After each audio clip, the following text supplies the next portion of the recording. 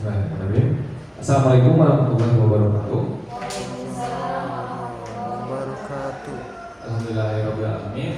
Rabbi sholli sadri wa yassir li amri wa hlul 'uqdatam min lisani yafqahu qawli. Puji dan syukur kita panjatkan atas kehadiran Ilahi Rabbi, kita bisa berkumpul di tempat yang berkah ini. Alhamdulillahirabbil alamin, dalam keadaan sehat walafiat. Salawat serta salam tidak lupa kita curahkan kepada baginda Rasul Habibana wa Nabiyana Muhammadur Rasulullah sallallahu alaihi wasallam, serta para sahabatnya, pada para keluarganya, pada kita sebagai umatnya. Mudah-mudahan kita mendapatkan syafaatnya di yaumil akhir. Amin ya Allah ya Rabbal alamin. Yang terhormat Kepala Sekolah SDN 2 Cisati Utara, Bapak Umar SPD, yang saya hormati Ibu Bapak Guru, terima kasih banyak sudah menyempatkan waktunya di sela-sela kesibukannya dalam diseminasi saya di modul 1.4 tentang budaya positif. Sekali lagi saya ucapkan terima kasih banyak. Untuk selanjutnya mungkin saya langsung menjelaskan dan memaparkan, ya Ibu Bapak. Di sini saya mempelajari di modul 1 itu ada 4 modul ya. Ada 1.1 yaitu filosofi pemikiran di Hajar Dewantara, di 1.2 yaitu peran dan nilai guru penggerak, di 1.3 itu yang kemarin kita jelaskan itu adalah visi guru penggerak. Dan sekarang ini saya sedang berada di modul 1.4 yaitu budaya positif, yang dimana nanti akan saya paparkan satu persatu. Baik, untuk selanjutnya, nah ini kesepakatan kelas yang kita sepakati ya pada diseminasi hari ini, ya. Yaitu yang pertama, boleh berpendapat, boleh ya, Ibu Bapak, boleh berpendapat, boleh ya. Yang kedua, boleh izin ke toilet, boleh kan ya. Yang ketiga itu boleh menggunakan smartphone jika penting, boleh ya, boleh kalau misalkan memang penting dipergunakan untuk melancar atau mendukung kegiatan ini, itu diperbolehkan. Yang terakhir, boleh makan? Boleh ya Ibu Bapak. Ada tambahan tidak? Sholat? Nanti kalau waktunya sholat boleh diperbolehkan sholat bergantian? Boleh. Kita sepakati ya? Boleh ya. Nanti kita tambahkan berarti di sini kita boleh sholat bergantian ya pada waktu zuhur ya. Nah inilah kita sebentar dulu ya, Mas Diki. Kita terlihatnya sepertinya sudah agak melehoi, sudah agak ngantuk ya Ibu Bapak. Kita ice breaking dulu sebentar ya. Kita ice breaking dulu, permainan konsentrasi seperti yang sering kita lakukan. Nah, kita tebak warna dulu ya. Tebak warna. Nanti yang salah seperti biasa kita akan melakukan tepuk semangat, ya. Nah, kita tes tebak warna dulu ya. Ini mudah ya, ini gampang. Waktu itu juga pada bisa semua ya. Hampir tidak ada yang terkecoh satu pun. Yang saya tanyakan di sini adalah apa, Bu Bapak? Merah. Warna ya. Warna. Kita tes tebak warna dulu ya. Semuanya menjawab. Kalau ada yang salah itu nanti kita tepuk semangat. Nah, kita coba dulu tepuk semangatnya. Tepuk semangat. Semangat. Terima kasih banyak Ibu Bapak. Tepuk tangan dulu buat Ibu Bapak semuanya. Terima kasih banyak. Nah, kita tebak warna ya. Cepat ya. Nanti kita cepat tebak warnanya. Yang saya tanyakan adalah warna. Satu apa? Merah. Dua. Biru. Yang ketiga adalah Kuning. Hebat. Saya balik. Saya acak nih. Ikutin ini ya. Ikutin ini. Biru. Ini. Kuning. Ini. Merah. Gampang ya? Gampang ya? Balik gampang ya, balik. Gampang. Ya kita lanjut ya. Langsung dijawab ya. Ketika pemindahan slide langsung dijawab. 1, 2, 3. Biru. Merah. Tepuk semangat. Semangat.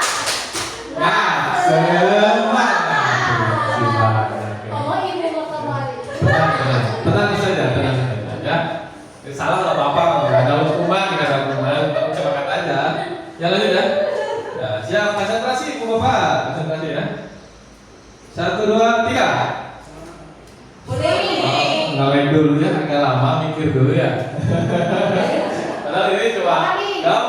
Terima loading dulu ya. Cepat, lebih cepat lagi ya. Lebih cepat tuh jangan loading, lebih cepat. Siap. Yang saya tanyakan adalah Warna. siap. 1, 2, 3. Kita. Ya, gitu. Tepuk tangan dulu lah. Gampang ya. Lanjut ya. Bebas, ayo bebas. Lanjut. Siap. Bebas. 1, 2, 3. Paling keras. Paling keras.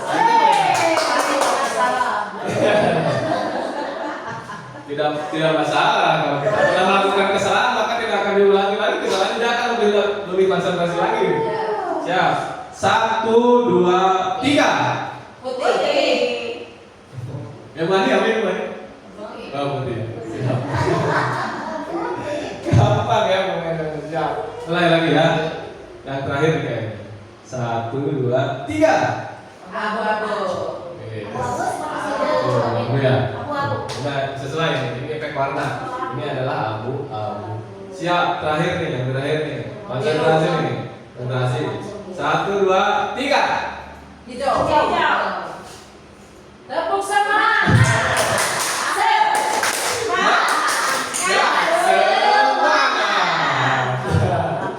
Ya, terakhir. Ya, terima kasih banyak.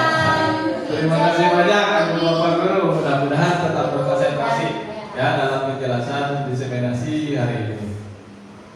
Nah, kita lanjut ya slide-nya.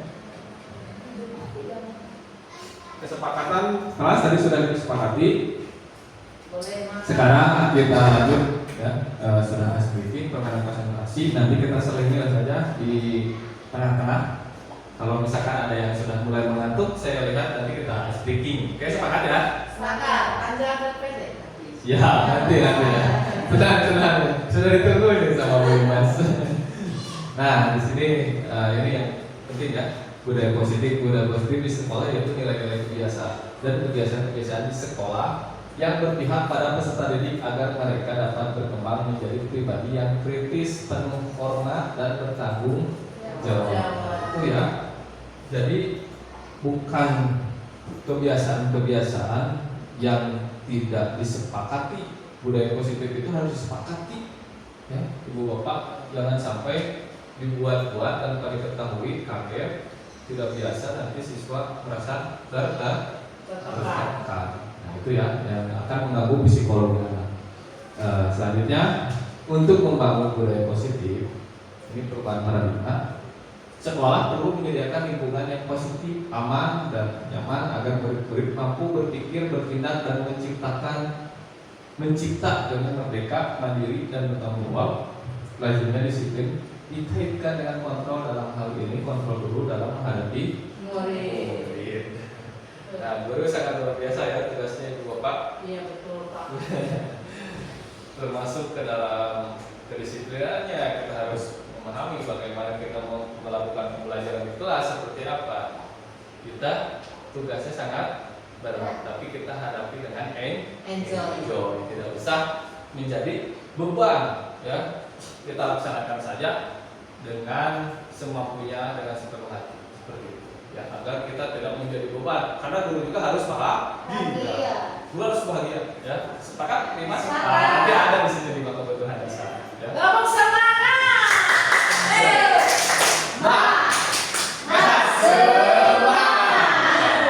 Nah, di sini betul, guru itu harus bahagia. Boleh Mas, silakan.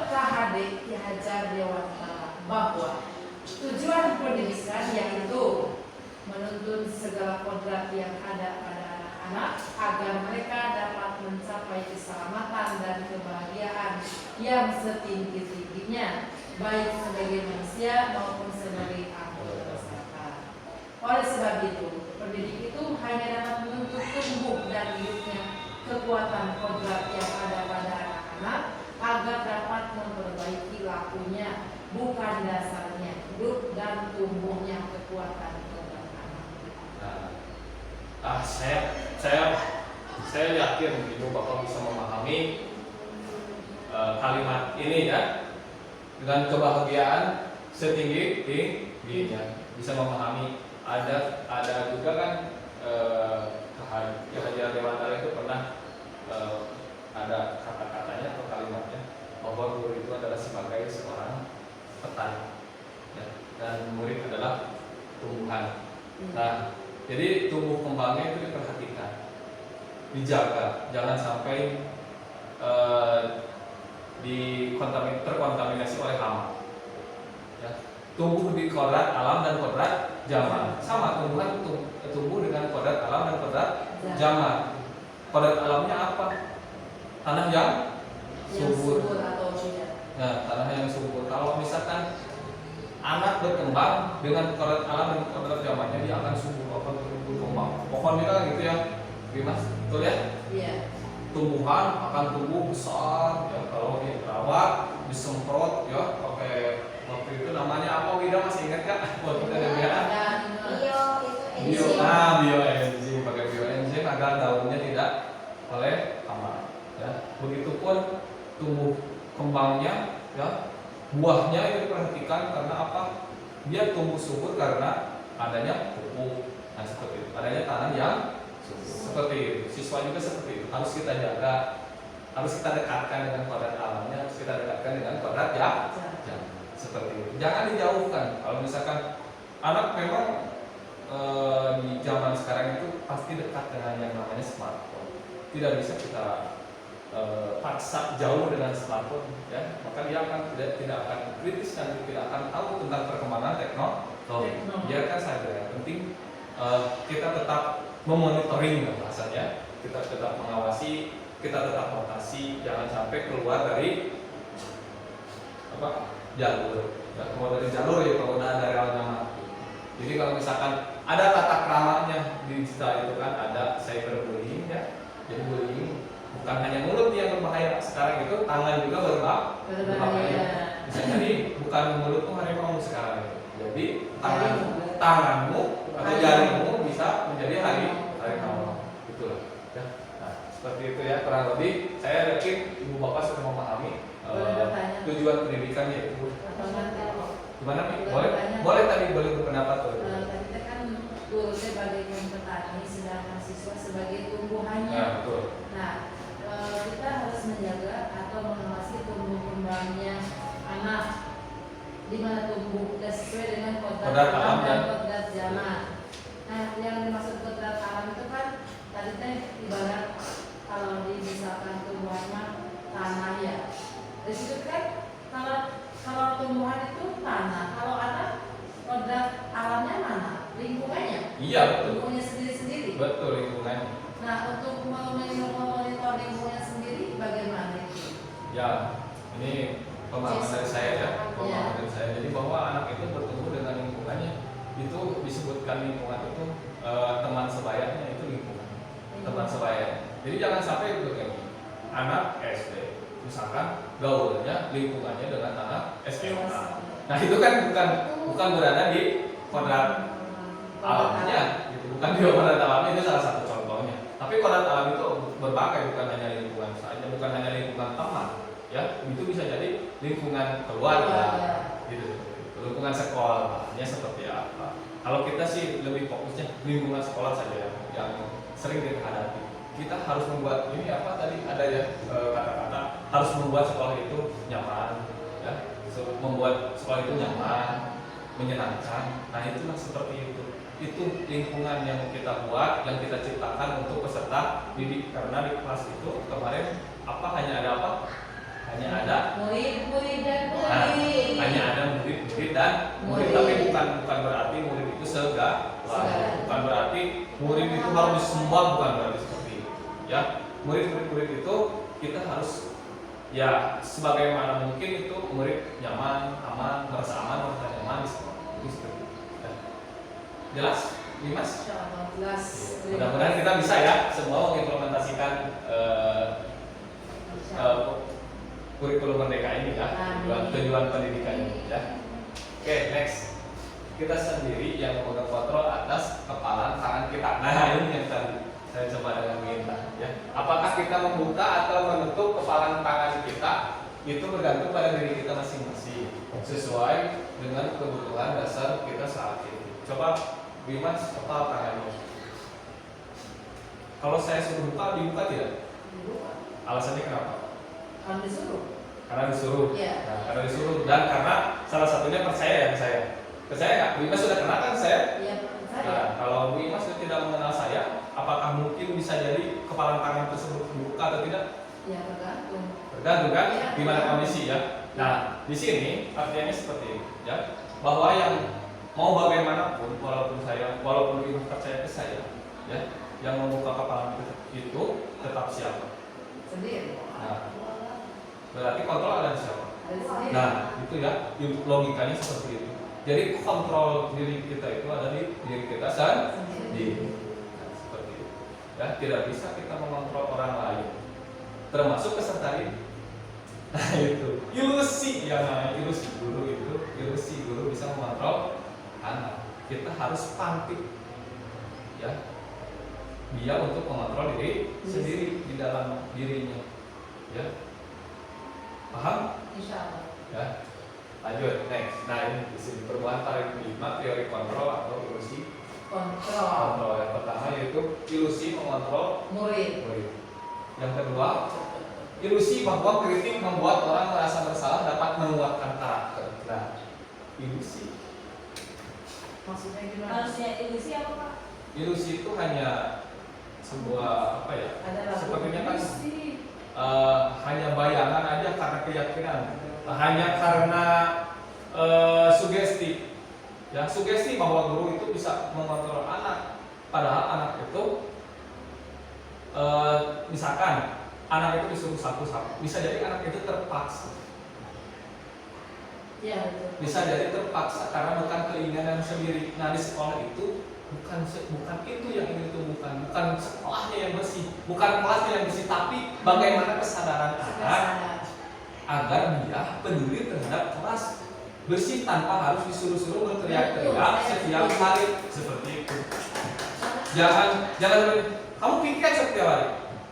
Coba tes sekali anak, jangan disuruh sama gurunya. Pastikan yang terjadi yang saya alami itu dia tidak melakukan piket karena dia tidak disuruh seperti itu. Nah itu yang disebut ilusi. Jadi yang dia takuti adalah guru, bukan keinginan intrinsiknya.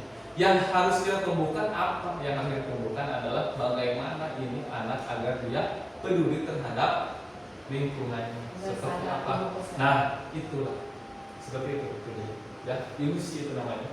Ilusi, kadang kita juga kan seperti itu. Kadang kita pernah melakukan hal tersebut hanya di depan orang tersebut. Misalkan di depan kegiatan kita nih, ya itu ilusi namanya, sama ya, tetap ilusi. Nah itulah seperti itu. Jadi bukan keinginan atau dorongan dari diri sendiri. Maka dari itu yang harus kita pahami. Ya. Ada proses tidak untuk sampai ke arah bahwa anak menjadi salah. Nah gitu. Ada ya. Coba gimana Pak salah? Nanti. Sini, nanti ada satu. Perubahan paradigma, stimulus, respon teori kontrol. Siapa sesungguhnya yang memiliki kontrol? Jadi sendiri. Nah, kita mencoba mengubah agar berpandangan sama dengan kita. Teori kontrol ini stimulus kontrol ya. Kita berusaha memahami pandangan orang lain tentang dunia.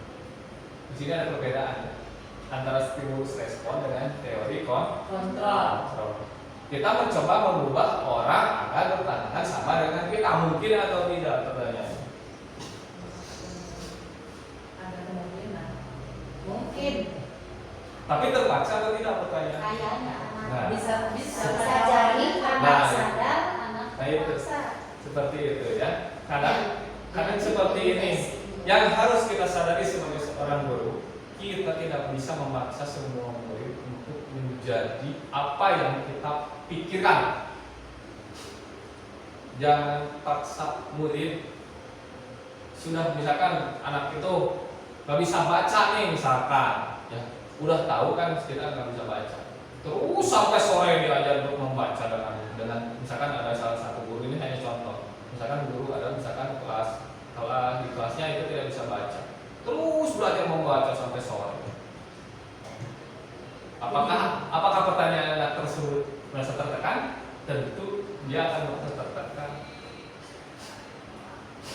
Yang harus PR-nya apa? Berarti bagaimana kesadarannya supaya dia sadar bahwa dia tidak bisa membaca, dia yang harus berusaha untuk bisa. Nah itu. Ya. Nah di sini ya udahlah. Ini bisa di save ya nanti biar tidak usah saya jelaskan satu persatu ya. Karena slide-nya ada 32. Oke, lanjut ke apa ya? Pak, Apa makna sampai disiplin? kan supaya lebih bermakna dan bagi diri atlet pribadi. Ya. Tadi itu untuk menumbuhkan Keinginan anak. Keinginan kesadaran anak Ya, itu ada tahapannya. bagaimana caranya. Nantilah nanti ya kalau belum terjawab nanti sampai semua slide habis belum terjawab nanti di terakhir ya ada sesi tanya jawab ya. Nanti biar saya habiskan dulu ya slide. Ya. Nah di sini apa makna disiplin? Nah disiplin itu dari bahasa Latin disiplina ya, yang artinya belajar. Makna asal dari kata ini berkonotasi dengan disiplin diri dari murid-murid Socrates dan Plato. Nah, inilah ya intinya ya disiplin diri membuat orang menggali potensinya menuju sebuah tujuan apa yang dia hargai. Namun dalam budaya kita makna disiplin telah berubah menjadi, nah ini dikasih merah, suatu yang dilakukan seorang pada orang lain untuk mendapatkan kepatuhan. Ini memang kan yang dibudayakan di kita sering-seringnya seperti ini ya, sesuatu yang dilakukan seseorang pada orang lain untuk mendapatkan kepatuhan. Kecenderungan umum adalah menghubungkan kata disiplin dengan ketidaknyamanan, bukan dengan apa yang kita hargai atau pencapaian suatu tujuan mulia. Next, disiplin adalah kemampuan memerintah diri sendiri dalam mengontrol. Betul kan? Memerintah diri Sendiri. bukan karena tertekan dan terpaksa, karena takut, bukan karena seperti itu. Disiplin itu harus tumbuh dari diri sendiri. Itu nanti yang harus harus diimplementasikan. Disiplin adalah kemampuan memerintah diri sendiri dalam mengontrol dan menguasai diri untuk memilih tindakan yang mengacu pada nilai-nilai yang kita hargai dengan tanggung jawab tanpa terperintah oleh orang lain. Sadar sekarang sudah mulai terbuka nih mindsetnya. Lanjut ya. Maksud, nah kita ada nilai-nilai yang kita hargai adalah nilai-nilai kebijakan, sifat-sifat positif manusia merupakan tujuan mulia yang ingin dicapai setiap individu. Nah ini nilai-nilainya ya, yang kita kenal dengan profil pelajar Pancasila. Ada berapa dimensi? Nah yang pertama beriman, bertakwa, Tuhan yang Maha Esa dan berakhlak mulia. Yang sering dinyanyikan ya, saya sering dengar nyanyiannya di kelas-kelas. Mandiri, penalar kritis, kebanyakan global, lembaga mendorong dan kedisiplinan itu ya harus ada relevansi dengan nilai-nilai 6 dimensi. Jangan membuat aturan sendiri yang nanti akan mengganggu psikologi anak. Teori motivasi perilaku manusia, ada motivasi eksternal ya, internal dan internal ya. Nah ya internal. Yang satu kedua sama. Ya ini sama ya. Di sini motivasi eksternal yang pertama itu untuk menghindari ketidaknyamanan atau hukuman apa yang akan terjadi apabila saya tidak melakukan. Menang sanksi kan biasanya ya, dapat sanksi atau dapat konsekuensi atau dapat hukuman. Yang kedua, untuk mendapat imbalan, nah reward bisa jadi motivasi ya. Untuk mendapat imbalan dari orang lain seperti yang akan saya dapatkan apabila saya melakukannya. Tapi saya lebih sepakat yang ini daripada harus memberikan hukuman, karena kan kadang setiap orang itu berbeda, ada yang bisa disiplin oleh hukuman, oleh konsekuensi, oleh kesepakatan, ya ada yang bisa, ada yang lebih bersemangat lagi ketika mendapatkan reward. Yang ketiga, menghargai diri sendiri. Saya akan menjadi orang yang seperti apa apabila saya melakukan itu, yang harus tumbuh dari internal ya, motivasi dari internal ini yang harus kita patik di dalam peserta didik, yaitu motivasi internalnya, bagaimana caranya agar anak tidak mengulangi lagi kesalahannya ketika dia mendapati sebuah kesalahan. Ya, bukan berarti kita tidak boleh menghukum. Ya, hukum itu kalau misalkan hukumannya positif itu tidak masalah. Yang penting masih di dalam nilai-nilai yang tadi, di dalam nilai-nilai 6 dimensi pelajar Pancasila. Lanjut, nah ini 5 kebutuhan dasar manusia. Ini yang penting semua orang butuh. Coba Bu Kokom, ya Bu Kokom boleh dibaca kayaknya nomor 1. Tahu. Cinta kasih diterima. Ya, cinta kasih atau diterima, kebutuhan cinta kasih atau diterima, kebutuhan diterima. Ini harusnya memang ini sangat penting ya. Kebutuhan 5 kebutuhan dasar manusia itu ada cinta kasih atau diterima. Apakah kita semua di sini butuh nggak? Butuh diterima? Itu ya. Sepakat? Butuh diterima? Butuh. Cinta kasih dia keluar. Kembali keberadaan kita ingin diterima keberadaan kita. Kalau diterima, Yang kedua adalah kebutuhan penguasaan. Gimana? Ya, penguasaan itu ya kita harus punya kekuasaan gitu kan. Kuasa atas memiliki apa gitu. Kekuasaan jabatan, penguasaan bahkan penguasaan aplikasi kita kan butuh penguasaan laptop, penguasaan dalam mengajar, betul ya? Betul penguasaan. Nah ini pentingnya, sangat penting sekali Ibu Bapak Guru. Ini adalah kesenangan semua orang pasti butuh. Ya, saya perlu ketawa ketiwi. Betul. Semua orang butuh di sini. Di sini saya tanya siapa yang tidak butuh dengan kesenangan? Siapa yang tidak butuh dengan kesenangan? Tidak ada. Ya, ini pasti butuh. Kebebasan butuh tidak? Ya, betul. Aku pengen bebas kalau dari aturan. Tepuk semangat.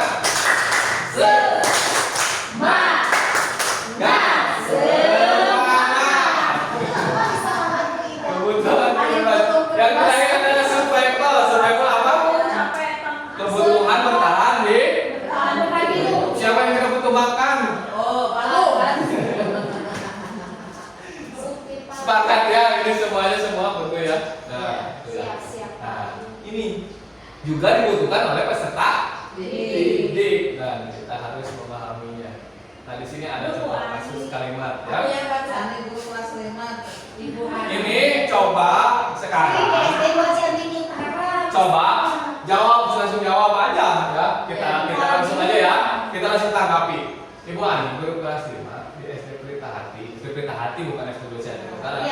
Sedang bingung menghadapi ulah salah satu murid di kelasnya. Agus, beberapa anak telah didatangi dan mengeluhkan Agus yang seringkali meminta bekal makan siang mereka dengan paksa nih si Agus teh. Ya, jika Anda menghadapi situasi seperti Bu Ani, apa yang akan Anda lakukan menurut Anda? Kira-kira apa alasan melakukan hal tersebut? Apa coba jawabannya?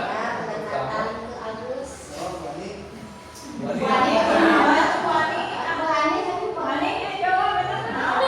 ini Agus, ini perlu apa nih dari ini nih? Dari 5 ini? Apa? Ini teh kebutuhan diterima ya? Apakah mungkin dia memalak ya? Memaksa meminta makan siang nih. Ini kebutuhan apa nih dari 5 ini coba? Bukan kebutuhan itu Survival. Oh, bertahan hidup. Ya, ada yang tadi Bu Ina menjawab apa? Ya, nggak apa-apa, berbeda nggak masalah. Bu Ina menjawab apa? Pasti memiliki alasan masing-masing ya. Coba Umi, Bu Imas kenapa menjawab bertahan hidup nih? Ya mungkin karena bekalnya dari rumahnya kurang, akhirnya dia teman-temannya jajan, akhirnya mungkin bekalnya kurang ya, minim, terus dia teman-temannya bekalnya lebih dari dia. Tidak. Ya, beda gimana? Penguasaan. Penguasaan, oh boleh. Iya. Apa alasannya? Bu? Penguasaan dan survival. Di lain pihak mereka itu pengen makan tapi kedua karena dia sudah berkuasa merasa jago. Oh, ya. Beberapa anak Logis. Ya, Bu Intan apa Bintang? Bintang tadi kebutuhan apa? Yang lope, diterima dan cinta kasih sayang ya, kebutuhan dia sayangi ya. Karena kan di sana ada apa sih keluhan dan juga seringkali Oh, mengeluh ya, oh ya benar. mengeluh, lalu juga keterpaksaan. Nah, apabila tidak tertanam cinta kasih dalam diri mereka, Iya. ya Terima kasih yang sudah berpendapat karena dia semuanya dan semua jawabannya adalah nah, ya. Nah, di sini ada beberapa jawaban. Apabila jawaban Agus karena dia lapar dan orang kan ini harus ditanya nih ke Agusnya, Iya. betul, harus dipastikan. Nah, itu yang harus kita lakukan ketika mendapati semua masalah seperti itu, ya. Tanya Agus. Ditanya ya Agus ya, Agusnya harus ditanya apabila jawaban Agus karena dia lapar dan orang tuanya tidak membawakan bekal makan seperti tadi yang Bu Imas sebutkan, karena tidak kebutuhannya adalah bertahan. Itu. Oh. Nah, apabila jawaban Agus yes, ya karena ia senang temannya jadi Cinta kasih. Itu dia. Cinta tadi. Keluar untuk diterima. Bintang berarti betul ya Bintang. Kesenangan. Ketika Nah, jawabannya apabila Agus yang merasa hebat dan mengaku menuruti keinginannya kebutuhannya adalah penguasaan atau kemampuan hebat, jelas yang pintar. Tepuk semangat.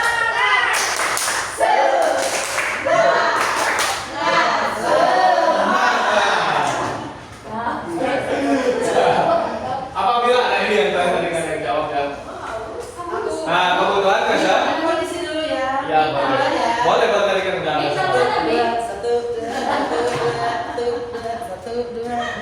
Nah, apabila jawaban Agus adalah karena dia iseng saja, berarti dia kebutuhan Kesenangan. karena dia akan merasa senang ketika melakukan hal tersebut ya.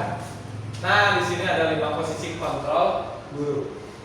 Yang pertama kontrol guru sebagai penghukum. Di sini siapa nih yang sebagai penghukum nih? Ada atau tidak?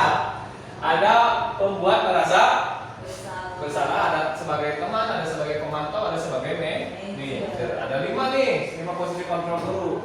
Ya. Nah, di sini ada. Oh, siap beda. Nah, di sini ada 5 posisi kontrol guru ya. Nah, guru penghukum nih. Nah, 1 menghardik, menunjuk-nunjuk, menyakiti, menyindir. Kasihan tidak? Kasihan atau tidak? Nah, guru berkata seperti ini, contohnya ya. Kalau kamu tidak melakukan, awas ya, rasakan. Itu sebagai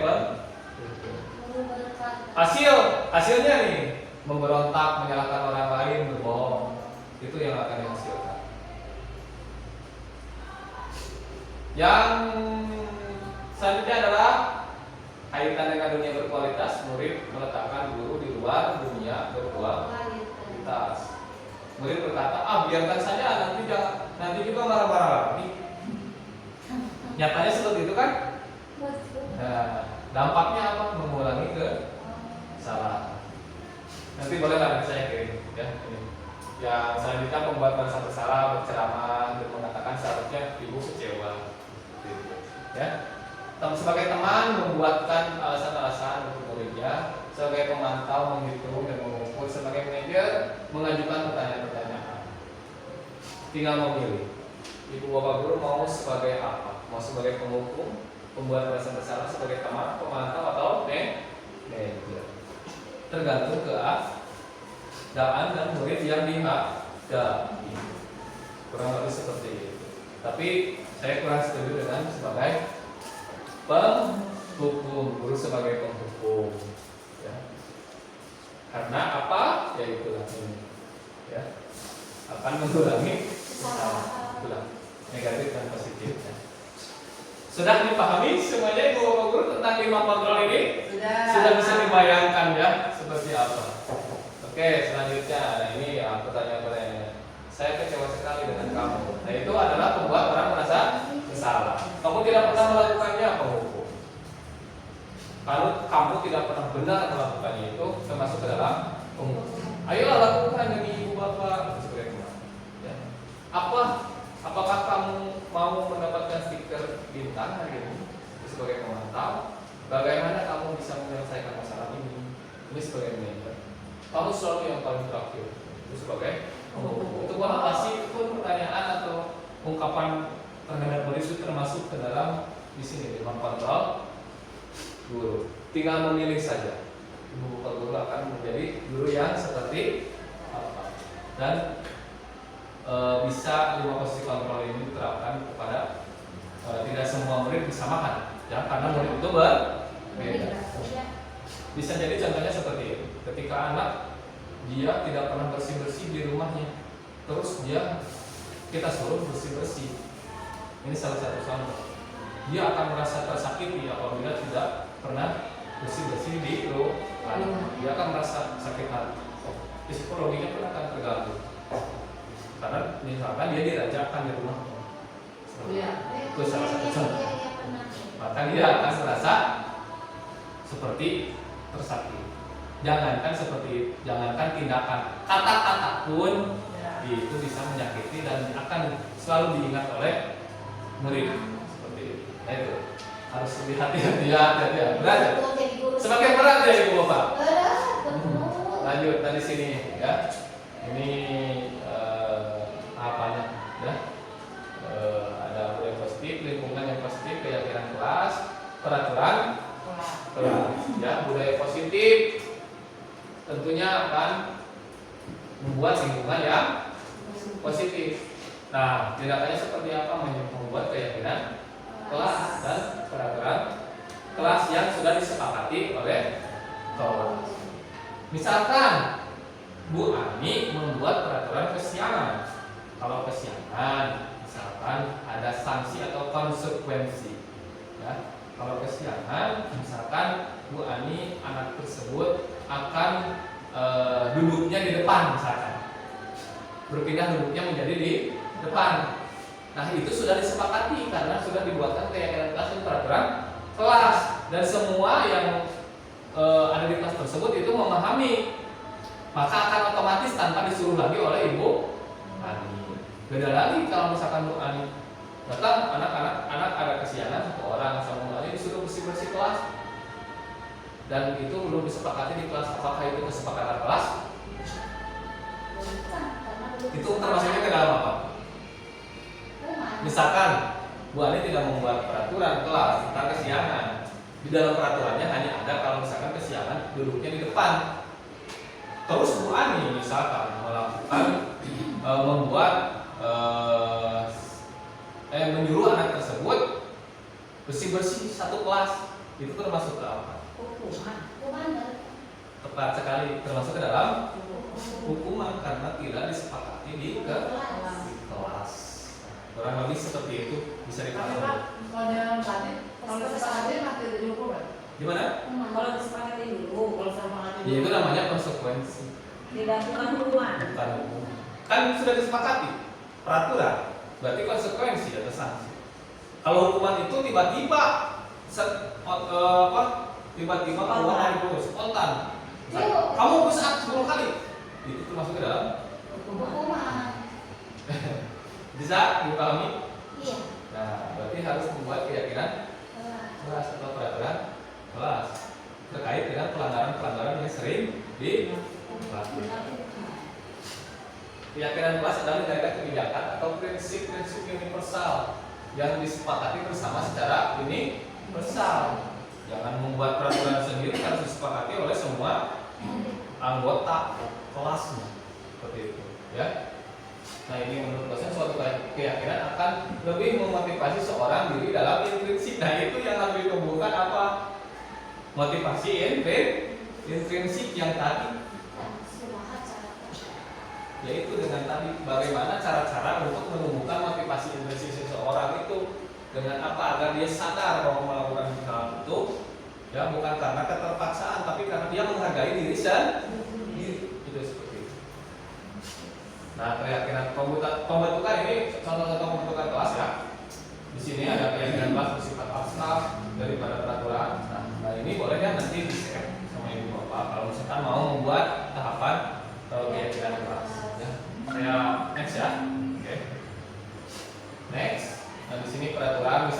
contoh ya, contoh peraturan menghormati orang lain, komitmen pada tujuan, komitmen tanggung jawab, menghormati orang lain.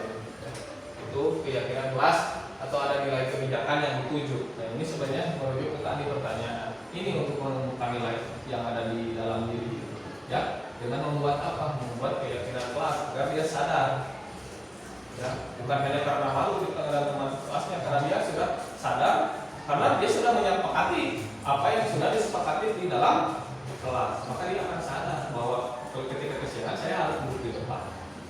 Konsekuensi, dia akan sadar dan tidak akan mengulanginya. Tapi ketika kita hukum, nah situ nanti anak akan mengulangi lagi kesalahan. Karena apa tadi? Dia merasa tersakiti. Mohon maaf Pak, bisa ditanya masalah ada konsekuensi, ada hukuman ya? Ya. Ada standarnya nggak yang dimaksud hukuman itu yang seperti apa? Ya, Yang dimaksud konsekuensi itu seperti apa? Ada batasannya nggak? Misal tadi kan kalau kita menyuruh anak untuk misal ada satu pelanggaran, kemudian kita hukum secara tiba-tiba. Ya itu termasuk dalam hukuman. Hukuman walaupun rendah. Ya iya sama. Misal, Betul. karena kamu tidak menaati aturan ini, kamu duduk di depan, itu kan ringannya, ringan. Ringan. Tapi karena itu Karena tidak disepakati. itu hukuman. Hukuman. Ada satu lagi. Ya. Kamu push up 10 kali, Nah, iya. tapi push up itu hukuman kan jelas ya. Jelas. Disepakati, kalau sudah disepakati walaupun itu push up, hukuman bukan. Ya, bukan konsekuensi berarti karena sudah disepakati. Karena sudah disepakati. Iya, yang berarti disepakati tapi diukur oleh ibu bapak Nah, guru. itu yang Ya dimaksud. gitu, tapi diukur. Ukuran. Kalau misalkan memang gini, Konsekuensi, kan? jangan dengan tadi dengan merujuk ke dalam nilai-nilai yang tadi ya. Kalau misalkan hukumannya sangat berat dan tidak logis, saya yakin guru-guru masa mungkin anak kesiangan sampai disuruh push up 1000 kali, 100 kali. Kan saya rasa itu murid bukan polisi atau murid bukan tentara. Nah seperti itu. Itu harus diukur dengan kemampuan anak. Kami minta untuk memberikan definisi hukuman yang seperti Ya, apa. hukuman itu spontanitas yang keluar dari guru. Jadi tanpa disepakati dengan. Berat atau ringannya itu ukurannya ada standar. Ya hukuman itu walaupun ringan ya hukuman tetap hukuman. Berat ya hukuman, ringan hukuman. Dan itu keluarnya spontanitas tanpa disepakati oleh kelas. Kalau konsekuensi itu sudah disepakati di kelas, ya, itu akan menjadi sanksi dan peraturan kelas karena sudah disepakati. Tapi dengan ukuran dan merujuk ke dalam nilai-nilai yang tadi program pelajaran Pancasila jangan sampai keluar dari Nah itu berarti membuat hukuman itu atau konsekuensi ya, keluar dari ya, pelajaran Pancasila. dan hukumannya itu ya hukuman sesuai dengan kemampuan anak kelas 1 tidak mungkin nih dihukum push up 100 kali gitu. Kalau disepakati misalkan 10 kali jadi 10 kali ya kemampuan anak dia push up 10 kali sepertinya mampu. Nah itu diukur kemampuannya. Baik, jelas ya Mia? Iya. Lanjut, next membuat kesepakatan kelas dan di sini ada komitmen, ada tanggung jawab, saling menghargai, jujur dan peduli. Maka anak-anak akan saling mengingatkan karena sudah dibuatkan keyakinan kelas atau peraturan kelas tadi. Ya, akan saling menyadari. Itu yang harus kita tumbuhkan adalah motivasi intrinsik. Jadi jangan ekstrinsik terus, jangan terlalu diingatkan terus oleh gurunya. Iya. Ya. Nah ini segitiga restitusi. Ini penting menurut saya. Tapi semua penting jadi. Ya. Yang pertama segitiga restitusi itu adalah proses menciptakan kondisi bagi murid untuk memperbaiki kesalahan mereka sehingga mereka kembali kepada kelompok mereka dengan karakter yang lebih kuat. Di sini melalui restitusi guru dapat membantu murid menjadi lebih memiliki tujuan disiplin positif serta memulihkan dirinya setelah berbuat salah. Membantu murid untuk jujur pada diri sendiri dan mengevaluasi dampak dari kesalahan yang dilakukan, memberikan penawaran bukan paksa. Oh iya ternyata. Ya sekarang sudah ini ya sudah terbuka ya dua pak. Nah di sini ini adalah segitiga restitusi. Ada menstabilkan identitas, terus menanyakan keyakinan dan memvalidasi tindakan yang salah. Nilai-nilai yang disepakati di sini ada menstabilkan identitas dulu ya. Di sini setiap orang pernah melakukan kesalahan, ya. Nanti ada contoh-contoh pertanyaannya. Kamu bukan satu-satunya yang pernah melakukan ini. Terus ada lagi, memvalidasi tindakan yang salah. Kamu tentunya punya alasan kenapa melakukan hal itu. Itu pertanyaan di segitiga restitusi. Ini ada 3 ya, segitiga restitusi yang harus dilaksanakan ketika murid melakukan kesalahan. Di sini ya, mudah-mudahan kita bisa semuanya mengimplementasikan segitiga restitusi ini ketika anak melakukan sebuah kesalahan. Di sini ada cara yang lebih efektif untuk mendapatkan apa yang kamu butuhkan dan nilai-nilai yang telah disepakati. Nah, tentunya tadi peraturan sekolah atau peraturan kelas. Apa kamu ingin menjadi orang seperti apa? Dan itu contoh-contoh pertanyaan. Tapi sebenarnya masih banyak ya contoh-contoh pertanyaannya. Tahapan segitiga restitusi itu tadi ya, tidak ya, menstabilkan identitas. Berbuat salah itu tidak apa-apa, bukan berarti dibenarkan ya. Nanti dia akan merasa bebas ya, tapi tetap dibatasi ya. Tidak ada manusia yang sempurna. Saya juga pernah melakukan kesalahan seperti itu. Kita bisa menyelesaikan masalah ini. Bapak Ibu tidak tertarik mencari siapa yang salah, tapi Bapak Ibu ingin mencari solusi dari permasalahan ini. Kamu berhak merasa begitu. Nah, contohnya misalkan ada anak kesiapan, dicari masalahnya, dia masalahnya misalkan ternyata bergadang sampai yang 12 tahun. Nah, yang harus diperbaiki adalah bergadangnya. Ketika kita tercakar oleh kuku yang dipotong, jangan tangan ya, tapi kuku seperti itu. Berarti yang dicari adalah permasalahannya. Bagaimana caranya agar motivasi intrinsiknya tumbuh, dia tidak lagi mengulangi lagi begadang sampai itu ya. Validasi tindakan ya, harus divalidasi. Padahal kamu bisa melakukan yang lebih buruk dari ini ya. Apa kamu pasti punya alasan mengapa ini alasannya ditanya. Jangan sampai langsung gini, kamu nakal, kamu tidur di kelas, kamu nakal, kamu kesiapan. Jangan seperti itu. Kamu bodoh, kamu nakal, jangan seperti itu. Jangan sampai ada kata-kata yang menyakiti dan menjudge anak nakal langsung tanpa diketahui dulu alasannya kenapa. Anak itu pasti memiliki alasan. Lanjut yang ketiga yang tadi adalah menanyakan keyakinan. Apa yang kita percaya sebagai kelas atau keluarga? Apa nilai-nilai umum yang kita telah sepakati? Nah itu yang peraturan, merujuk ke dalam peraturan yang sudah disepakati, peraturan sekolah, peraturan kelas. Sudah ya, semua pengertian 3 tahapan restitusi ini kan. Refleksi. Ini refleksi nih buat ibu bapak, langsung aja dijawab. Yang nomor 1, perasaan saat ini bagaimana nih? Siapa yang mau jawab? Boleh kan 2 orang? Mau siapa? Bu Ani? Mau jawab? Boleh? Silahkan. Bagaimana perasaannya saat ini Bu Ani setelah melakukan diseminasi saya? Mati ya? Tambah penasaran. Tambah penasaran terhadap? Tadi yang segitiga. Oh, segitiga restitusi ya? Restitusi itu kan kesadaran dalam diri sendiri. Ya, motivasi restitusi. Motivasi refleksi. Terus tambah penasaran. Terus kalau teori kan mudah ya, Bu. Iya, betul kan? Kebetulan nanti ada contoh kasusnya, Pak Ni. Nanti kebetulan ada contoh kasusnya, ya. Nanti kebetulan ada contoh kasusnya. Yang kedua nih, Pak Ni, mau jawab belum? Dilempar aja nih. Setelah mengikuti materi ini, pengibasan pada hari ini, saya menjadi paham bahwa apa? Selama ini saya ada yang keliru. Oh, ada yang keliru ya, Pak Ni ya? Keliru ya, Pak Ni ya? Yang itu pengelola kelas. Yang mana nih keliru yang mana yang tadi nih? Apa tadi ya? 5 kebutuhan dasar atau segitiga restitusi atau yang tadi tentang tujuan pendidikan? Yang apa sih? Yang tentang Keyakinan kelas. konsekuensi karena Oh, itu iya. masih Keliru ya? masih disamakan. Nah, gitu ya. Konsekuensi dengan Nah, sekarang jadi paham ya, Ibu Bapak? Jadi paham? Jadi lebih mengerti ya? Nah, target saya selanjutnya apa? Targetnya gimana nih, Mbak Ni? Targetnya? Targetnya yang mengevaluasi diri dulu, mengevaluasi diri sendiri dulu, tetap kesalahannya di mana aja, yang kelirunya apa aja. Baik, terima kasih banyak